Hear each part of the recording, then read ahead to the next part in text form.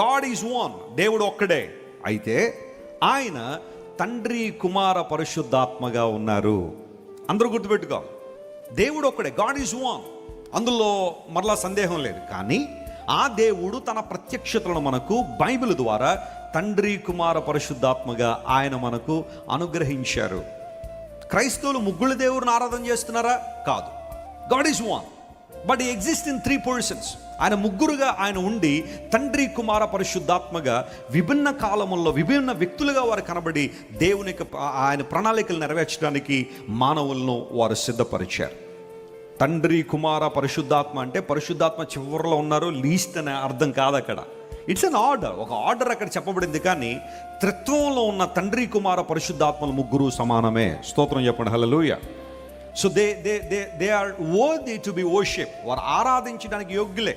కొంతమంది అంటూ ఉంటారు, వెస్లీ గారు యేసు ప్రభు ప్రార్థన చేయొచ్చు అండి. బ్రహ్మాండంగా చేయొచ్చు. ప్రభు అయిన యేసయ్యా నువ్వు మాకు సహాయం చేయి, యేసు నామములో అడుగుతున్నాము, ప్రార్థన చేయొచ్చు. ఎందుకంటే యేసు ప్రభు అన్నారు, మీరు నా నామమున నన్నేం అడిగినా నేను మీకు ఏం చేస్తున్నాను, ఆయన చేస్తున్నారు. త్రిత్వంలో సమానత్వాన్ని కలిగిన ఈక్వాలిటీ ఉంది. యేసుక్రీస్తు ప్రభు వారు శరీరధారిగా ఈ లోకానికి వచ్చారు. పరిశుద్ధాత్మ దేవుడు మన హృదయాల్లో నివసిస్తున్నారు. ఆయన